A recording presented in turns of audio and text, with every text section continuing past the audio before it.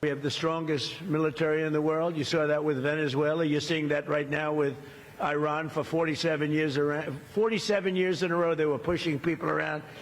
They're not pushing us around. We're pushing them around. Jim Hanson, former U.S. Army Special Forces, president of World Strat. Jim, you and I back to Iran on a Monday. Looks like the blockade's back, the oil sanctions slap back on. How do you see these new developments? I think the Iranians got on President Trump's last nerve with this refusal to negotiate in good faith. And we've heard from inside the country that there are fractures inside both the IRGC and the Council of Experts, their ayatollahs. So there is not any kind of concerted energy inside there. And all of them now have to be considering the fact that the end game for this may be the end of the Islamic Republic if they don't play their cards right. When you say end of the republic, what do you mean by that?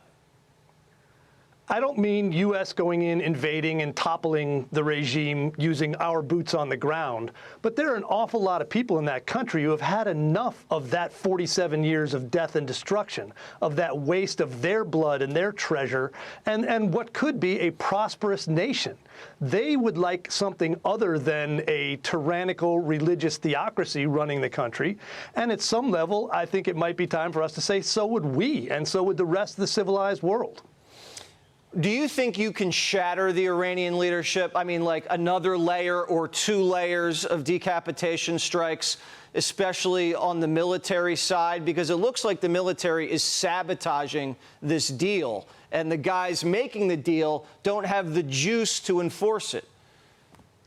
Yeah, I think the most extreme elements are within the religious and the IRGC elements. You know, you've got a civilian leadership at some level that we might be able to make a deal with. But the rest of them, I don't see any reason not to start whacking them.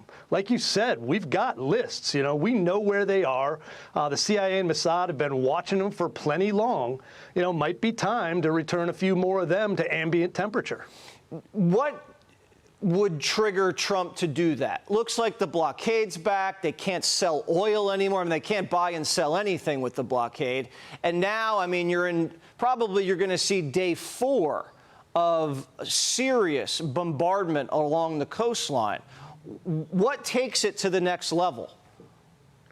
I think the first thing President Trump's going to do is own the Strait of Hormuz. That's vital. You know, we can't let them have that. That's their only threat left. It's not like they can say, oh, you're going to blockade, we're going to stop your blockade, line the navies up and, fire broadsides at each other. Their navy's on the bottom of the ocean. They got nothing left but a few mosquito boats, as you call them, and those aren't going to be a problem. So he will take control of that and ensure that oil can flow out for those people who deserve to have the oil flow out. But that shuts off all the revenue again to the Iranians. And he had to stop that because the world's oil reserves were running a little low.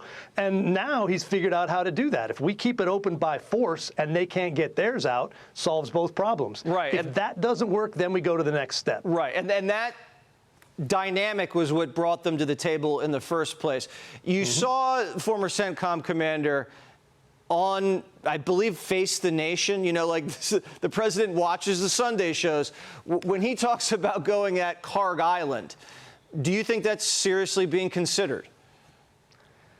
I'm not a fan of putting U.S. boots on any piece of Iranian soil other than the secret squirrel types who are already running around doing fun stuff. But putting our troops there in an open fashion just invites short-term attacks. All of their missiles and drones and other things and problems they can cause are there. We don't need Karg Island if they can't get the oil out. It's symbolic. We shut Karg Island down with the blockade as easily as we do by going there and turning off the taps. Maybe send the SEALs in and blow something up just for grins.